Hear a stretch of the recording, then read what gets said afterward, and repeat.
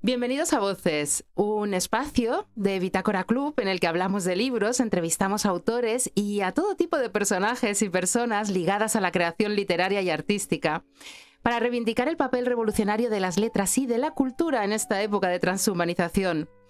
Los libros salvan vidas y hoy son más necesarios que nunca, de modo que nuestra misión es recordarlo. Los libros también nos acercan al corazón de la humanidad a través de una ficción en la que nos vemos reflejados cuando el escritor sabe tejer el manto de lo inexorable, ese manto que crece en cada uno de nosotros, como es capaz de hacer Pedro Simón, nuestro invitado de hoy. Cuando tengo un libro de Pedro Simón en casa, lo miro y le digo sin palabras que le voy a buscar el momento adecuado para leerlo, porque para leer a Pedro necesitas soledad. Esa soledad que te ofrece una intimidad protectora en la que nadie va a darse cuenta de que te reconoces en sus líneas y de que lloras al descifrar una secuencia de palabras que vistas con cierta distancia no son más que eso, palabras, un conjunto de letras que representan la palabra hablada, pero que Pedro las acomoda en la secuencia justa sin estridencias para componer una armonía que hace vibrar al lector. Abro entonces el libro cuando encuentro ese momento, en una suerte de ritual que comienza cuando leo la última frase y que es común a todos los libros que caen en mis manos. Permanezco muy atenta a su sonido, esperando que se escape de él alguna voz rebelde que me dé alguna pista de lo que va a llegar. Abro el libro envuelta en una suerte de paz propia de los lugares comunes, que al ser comunes están vivos y llenos de humanidad, y por todo ello son misteriosos. Eso es belleza. Esa es la belleza de la literatura, de una literatura que entra por los ojos despacito y que se va instalando página a página en el corazón del lector para ser bombeada rítmicamente hasta los deditos de los pies y de vuelta de nuevo al corazón en un flujo continuo, hasta que, al llegar a la última página del libro, necesitas reducir el ritmo de lectura porque sabes que llega eso que parecía que estaba tan lejos cuando empezaste a leer la primera página, como la muerte, inevitablemente. Cada vez está más cerca de nosotros a medida que vivimos, porque no nos engañemos. Aunque no queramos mirar, la realidad avanza y nosotros, mientras los niños crecen, morimos. Parafraseando la cita del padre infiel de Antonio Scurati, que utiliza Pedro como preámbulo de su nuevo libro. Y de alguna manera, al cerrar los siguientes de Pedro Simón, el libro que va a ser protagonista de hoy, de alguna manera me he sentido huérfana, pero también, de todas las maneras, me he sentido viva. Bienvenido, Pedro. Un placer tenerte en este jardín literario. Qué maravilla, qué maravilla escuchar todo eso que has leído, que es fantástico. Ay, qué bien escribes, muy bien, me ha encantado, muy bonito. Pedro, tercer libro con el que te hemos conocido. Tú tienes otros muchos más libros. Sí. Sin embargo, Los ingratos, los incomprendidos, ahora los siguientes... Son 3 libros, 3 desgarros y mucha vida en una suerte de trilogía de exploración de las relaciones humanas. ¿Te está pasando algún tipo de factura? Bueno, uno cree que no, pero yo supongo que sí, ¿no? Que muchas de las cosas que sientes en tu día a día, mucha frente perlada de sudor en algún momento determinado por lo que sea, mucha inquietud, cierto desasosiego por cosas, pues tienen que ver con lo que haces y con lo que llegas a implicarte con lo que haces, ¿no? Pero bueno, escribir es un gozo y yo estoy muy contento, ¿no? De lo que a la gente le están gustando los libros. Este último de los 3 quizás es el que menos tiene que ver conmigo, porque yo sí que soy aquel niño de esas infancias de medio rural, que se fue sin agradecer a la gente que hizo posible el viaje a la ciudad. Yo sí que soy ese padre que tiene... hijos adolescentes y con los que ha tenido ahí cosas que limar. Y yo tengo a mi padre y a mi padre y a mi madre, están bien, están sanos, están juntos, están felices. Y entonces, evidentemente tiene que ver conmigo porque mis padres son octogenarios, como el Antonio de la novela. Pero no están todavía, digamos, en un declive, ¿no? Pero bueno, aún así, toda la quemadura emocional de tener que escribirlo, ha sido complejo porque, claro, ha sido anticipar un estado en el que todavía no estoy, ¿no? Tú dices que es en el que menos estás y yo miro la fotografía que hay en la sobrecubierta y es que se me parecen los 3. Bueno, es que te voy a confesar, mira, cuando fuimos a hacer la portada del libro, me mandaron decenas de fotos, decenas de portadas, construidas con fotos de catálogos maravillosos de Italia, de Francia, de España, tal. Entonces me mandaban una remesa y por lo que sea no me convencía. Me mandaban otra remesa de portadas y por lo que sea no me convencía. Y al final dije, oye, déjame un poco, dame unos días que quiero mirar yo mi álbum personal.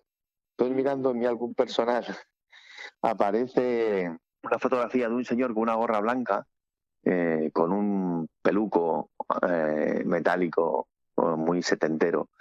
Eh, Encima de ese hombre que está en cuclillas hay otro niño de en torno a los 8 años o por ahí, muy moreno. Y encima de este otro niño hay otro más pequeñito que tiene 4 años, a modo de Castellet, para que se imagine el lector, ¿no? El papá abajo, el mediano arriba y el más pequeñín arriba. Y eso somos mi padre, mi hermano Francisco y yo, en una foto tomada en 1974, 75, en el pantano de Almendra, en Zamora. Entonces, cuando vi esa fotografía con el título de los siguientes, dije, tío, esto es imbatible. O sea, es que mejor portada que esta no vas a tener. Y lo moví en la editorial y la verdad es que les encantó. Dijeron, es que además una temperatura, un calor, la foto esa que yo creo que todos nos vemos ahí, porque puede ser un pantano o un río o una playa, ¿no? De nuestra infancia. Totalmente. Y esas sonrisas de los tres, es que es Sí, verdaderamente... la felicidad. Sí. Totalmente, es contagiosa además cuando la miras. La felicidad, qué bueno, sí. Totalmente. Pero ese color también nos da cierta añoranza de los que lo hemos vivido, porque tú y yo somos de la misma quinta, entonces yo me reconozco tanto en todo claro, lo que... Claro. La parcela, ¿verdad? Sí. La parcela de los prietos, sí. Porque vamos a adentrarnos en la vida de una familia, principalmente a través de 3 hermanos, de Carmen, Gabriel y de Darío. Comienza la historia con la hija que le limpia el culo a su padre. Un padre que se va convirtiendo en ese padre niño. Y en ese momento, cuando los padres se convierten en niños, parece que la vida da un vuelco y que el reloj cambia. El reloj de arena que marca nuestros días ya va por más de la mitad. Ya se va acercando lo inexorable de lo que hablaba al principio. Si un padre se vuelve niño, ¿qué ocurre con el adulto niño que ha sido niño hasta ese momento? Pues mira, creo que está resumido en una frase que hay por ahí por el libro. Dice, cuando papá se puso a olvidar, todos nos pusimos a recordar. Y hay algo de esto, y hay algo de momento fundacional, el momento en que tú ves que tu padre va perdiendo, digamos, pie en la vida, ¿no? Es un poco la frase con la que comienza el libro, que es una frase cruda, pero creo que es una frase real, esto que dice Carmen. Dice, el primer día que le tuve que limpiar el culo a mi padre, me mentí diciéndome que era igual que cuando se lo tenía que limpiar a mi hijo. Y es verdad que hay algo en la vida que comienza cuando tú estás buscando una guardería para tu hijo o para tu hija, y termina cuando estás buscando una residencia para tu padre o para tu madre. Ahí, en ese tránsito, el abuelo que había al principio es algo muy distinto al que hay ahora, ¿no? Y en ese cambio, en ese tránsito también has cambiado tú y ya no eres el mismo. Y eres un poco, pues esto, ¿no? Somos los siguientes. En la tabla, en la pirámide poblacional, los que tenemos 50 o por ahí somos un montón. Entonces, yo, si hasta hace poco recuerdo que estábamos hablando mucho de los hijos adolescentes con los amigos. Ayer estuve tomándome una cerveza mismamente aquí en un parque con un par de amigos y el 80% de la conversación fue el estado de nuestros padres. Ya te van metiendo ahí, en esa pantalla de la Play. Esa pantalla de la Play que habla de tu próximo movimiento, ¿no? De cómo esa persona que te daba la mano y a la que tú mirabas hacia arriba, pues ya está a tu lado, seguramente un poco más bajo que tú, porque va mermando, pero te pide que eches el brazo para poder agarrarse, ¿no? Invertir el papel da cierto miedo porque el otro ya va siendo tú también, ¿no? Y bueno, ahí se mueve el libro, ¿no? En esa cosa de los afectos y de quién es el turno y quién es el siguiente, ¿no? Un padre que representas en un momento determinado por una bolsa marrón de polipiel, estoy leyendo, con las asas desgastadas, rozada por todas partes, como si fuera de acá para allá a patadas. Claro, todos estos cachivaches, ¿no? que llevan nuestros padres. Nos definen mucho las cosas que no queremos tirar, igual que nos definen mucho las cosas que no queremos heredar. Esa parte del carácter de nuestro padre o nuestra madre que no nos gusta nada, decir, joder, me encantan mi padre y mi madre, pero en esto yo no querría ser igual, ¿sabes? Y me hace gracia estas cosas, ¿no?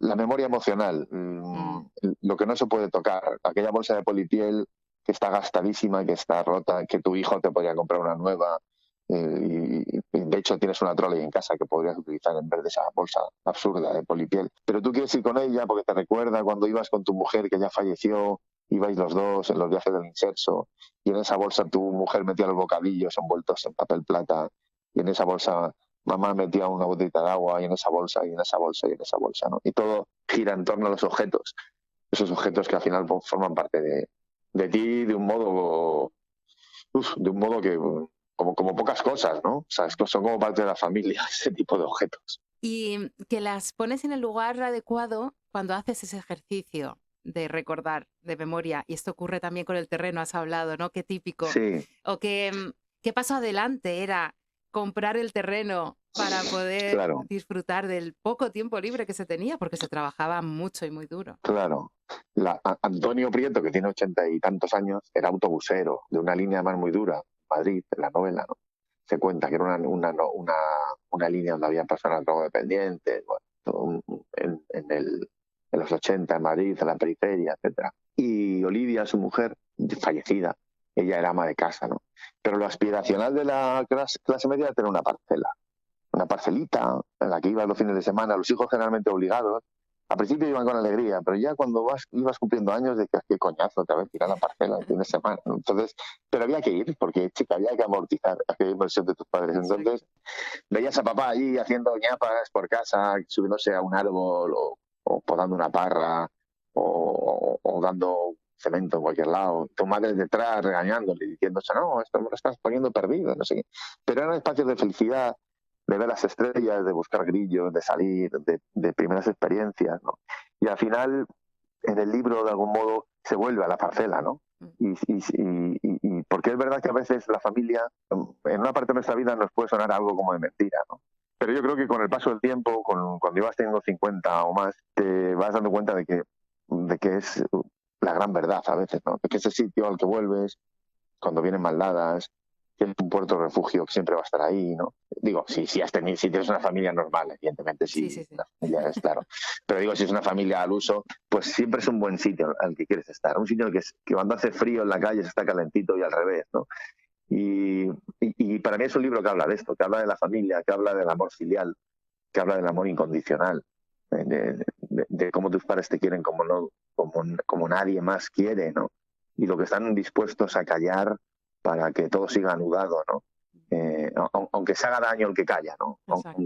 Aunque el callar te muerde, sea una serpiente que te muerda por dentro, ¿no? Pero tú prefieres tragarte esa serpiente antes que alterar lo que tienes, ¿no? Que es tu parcela y tu familia, que al final es lo mismo, ¿no? Son tus dos grandes logros, ¿no? Exactamente. Dice Carmen, al principio, el padre niño comenzó con la muerte de mamá, una madre que era vista como el pegamento universal de esa familia. Y parece que el propio Antonio empieza a desmoronarse. En ese momento, aunque hay un preludio, tampoco vamos a ahondar, porque como es un momento importante y decisivo en la novela, no es cuestión de destripar absolutamente nada de la historia. Pero, ¿quién es esa Carmen que nos está hablando al principio? Pues mira, Carmen son 3 hermanos. El mayor es Gabriel, que es un tipo muy exitoso en todos los sentidos. El mediano es Darío, que es un poco bala perdida, desastrín. Y luego está esta Carmen, que es la pequeña. Todos tienen en torno a 50, 51, 53, por ahí. Y Carmen, ¿qué pasa? Primero, ella dice que tiene varios hándicaps para ocuparse más que nadie, ¿no? Primero, que es mujer. Segundo, que es auxiliar de enfermería, con lo cual trabaja en una residencia y anda con estas cosas de gestionar las pérdidas de los ancianos. Y luego vive cerca de su padre, ¿no? Entonces, es un personaje que además está cosido por la culpa, ¿no? Como buena mujer de su época, que siempre culpa, ¿no? Por todo. Culpa el cuidado de los hijos, culpa el cuidado de los padres. Esto de cuidar a los padres puede ser algo en el que tú te dejes la piel, pero siempre te genera frustración porque siempre crees que podrías haber hecho más.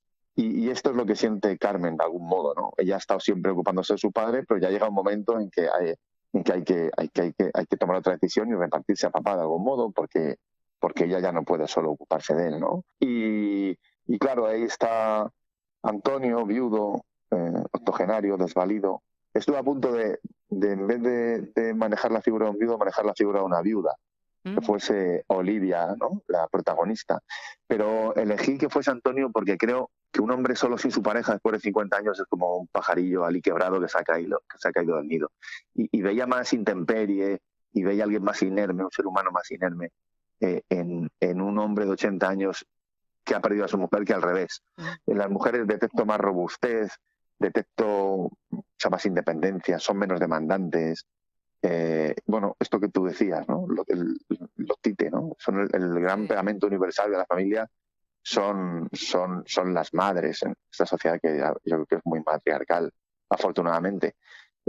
Pero sí, en el libro también está cosa, ¿no? Yo creo que son estos. Hay la que se come el marrón, hablando de un modo vulgar, pues es básicamente la que más de todos es la hija, claro. Porque para eso es la hija, para eso se dedica a limpiar culos, para eso vive cerca de papá. Entonces, aunque nadie lo diga, pues todo el mundo da por hecho que, hombre, pues que Carmen, si está Carmen ahí, pues bueno, ¿no?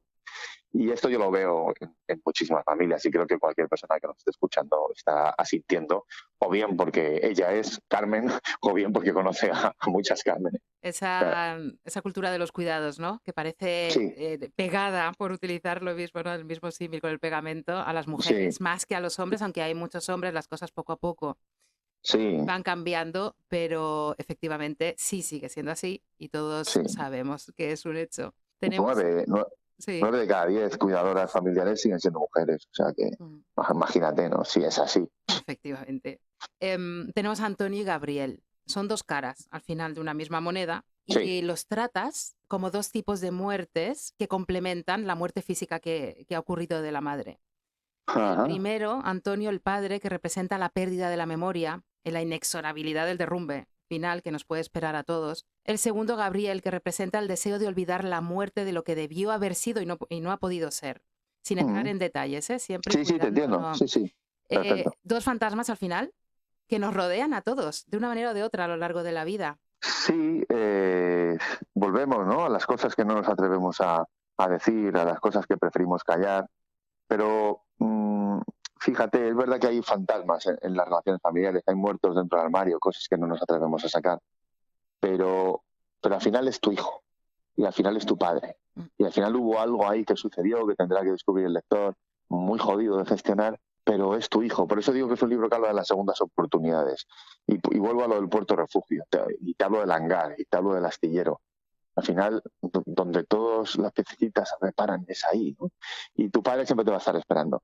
Y por mucha mandanga que tengas ahí pendiente con tu padre, bueno, al final haciendo un poco de balance, y con el paso del tiempo todo se acaba recolocando. A mí me gustaría que la novela se viese también de este modo, ¿no? Como un modo de decir, al final todo se puede colocar. Al final puede haber luz, a pesar de que en la familia haya sucedido cosas, ¿no?, que nos gusten, pero yo creo que bueno, esto es importante, para mí era importante que quede claro. Tenemos, bueno, por eso también decía yo al principio que al final me siento huérfana pero también viva, porque sí que me aportas ese grado de luz que encontramos en tus novelas, a pesar del dolor, del dramatismo, de lo trágico, que también puede habitar en nosotros. Sí. Yo, fíjate, es que creo que la verdad y la belleza siempre están muy juntas. Tú hablabas al principio de la belleza en tu introducción. Yo creo que cuando algo es real, cuando como lector detectas algo que tiene que ver con la realidad, algo que es honesto, yo creo que eso es hermoso, por duro que sea lo que estás leyendo. Y al revés, ¿no?, cuando detectas impostura en un texto, bienquerismo, aunque no exista esta palabra. Como cuando detectas algo falso, eso te parece, tiene que ver con el feísmo. Entonces, yo creo que los libros y la literatura no están tanto para caer bien, sino como para mostrar realidades, ¿no?, para atreverse a mencionar cosas que a veces no nos atrevemos a mencionar ni nombrar. A mí una de las cosas que me preocupaba de este libro, mi mujer, que es la única que se lo lea, o sea, incluso yo no le entrego el libro a la editora hasta que no se ha leído. Me encanta cuando dices algo así como, ella se preocupa que no salga de cualquier manera de casa. Sí. Pues se lo leyó hasta 4 veces el original antes de tal. Entonces, quita esto, yo quitaría esto, yo haría esto otro, tal. Bueno, a medida que Ana iba leyendo Ana, felicidades original, porque el resultado es magnífico. Aquí te lo digo también porque has participado. Entonces ella me decía, esto cuando lo lea mi madre yo creo que le va a doler. Cuando esto lo lean tus padres seguro que le va a doler. Y yo estuve dudando porque, claro, tú lo que no quieres cuando lees, cuando escribes, es hacer daño a los tuyos. Pero yo no podía ser deshonesto, no podía edulcorar, yo tenía que contar lo que vivo, lo que voy a vivir, lo que veo que están viviendo gente que está a mi alrededor. Porque si no estaría contando una cosa de ciencia ficción que el lector rápidamente iba a detectar como una impostura y como una mamonada. Entonces, bueno, pues lo dejé, mi padre se empezó el libro hace no demasiado tiempo, y entonces el otro día me llamó, tensión, redoble de tambores, me dice, me he terminado el libro. Y yo le dije, ¿y qué te ha parecido? Entonces, hijo, creo que es el mejor de los que has escrito, me ha encantado, creo que no le sobra absolutamente nada. Entonces me dejó muy tranquilo. No sé si fue amor de padres, ¿sabes? O es que lo pensaba, ¿no? Pero fíjate, todo es como una... Yo sí, por eso te preguntaba lo de que te pasase factura. Yo que me he leído los dos que has escrito antes, Sí. y por eso te he visto escribiendo con dureza, o sea que... Sí, pero he intentado también desde la luz y desde la ternura, sí, pero Totalmente. porque el paso del tiempo es como un dentista que te va arrancando todo Sí. Y ahí y te estamos, va lo miremos, arrancando, otra reflexión que está continuamente presente. claro, y te va arrancando las muelas, te arranca los incisivos y entonces eso tiene que estar ahí. Reverte me decía una vez que cumplir años es de dejar de hacer cosas que antes podías hacer y ya no. Y es verdad, y asumir tantos desaprendizajes, asumir, claro, asumir que te van vaciando la nevera, que te van vaciando el armario, asumir que se va vaciando tu vida, pues no tiene que ser fácil. Podemos edulcorarlo, vamos a decir que el abuelito de Heidi va muy contento, pero claro, esto que dice Antonio Prieto, no somos viejos pero no gilipollas. Exactamente. Nos cuesta movernos pero vemos venir, ¿no? Exactamente. Bueno, vamos a ir descubriendo todos los personajes. Tenemos que dejarlo casi aquí. Te he prometido que te dejara volar a otros territorios porque estás muy, muy solicitado. Tienes muchas reflexiones y temáticas interesantísimas dentro. Por ejemplo, las dejo para el lector. ¿Por qué Darío, un gran nombre para un hermano mediano que lo descubra el lector? Ese personaje me encanta. A mí me gustan tus personajes secundarios. Los abandonados. Como Clara, ¿no? Exactamente. O sea, sí. Sí, Darío es un poco la Clara, ¿no? De los incomprendidos, sí. Totalmente. Luego tienes también esa reflexión, si nos pudiéramos leer los unos a los otros el pensamiento, ¿qué ocurriría, ¿no? Con nuestras relaciones? Pues, ¿y seríamos mejores versiones? También queda ahí. Yo creo que no, yo creo que sería un desastre. Sería invivible, ¿verdad? Yo creo que sí. Y luego tenemos a Erlinda, un gran personaje del que también necesitaríamos hablar, pero también lo vamos a dejar para que los lectores descubran esas realidades que por no mirarlas existen y que pueden ser peores que las nuestras en muchas ocasiones, ¿no? O esas personas que están a nuestro lado y a veces no miramos lo suficiente y no escuchamos. Y están ahí y son motores de nuestra vida, grandes personajes. Oye, pues eso, que ya me estoy pasando de un minuto. En Bitácora, como sabes, consideramos que la libertad se halla en el conocimiento. De modo que gracias, Pedro, como siempre, primero por tu tiempo, por dedicarnos siempre con una sonrisa y mucha generosidad ese tiempo y por hacernos más libres gracias a todo el conocimiento que encierran los siguientes, publicado con la editorial Espasa, de Pedro Simón. Hay que leérselo, esto es obligado. Muchísimas gracias, Pedro. Gracias a ti siempre, un placer.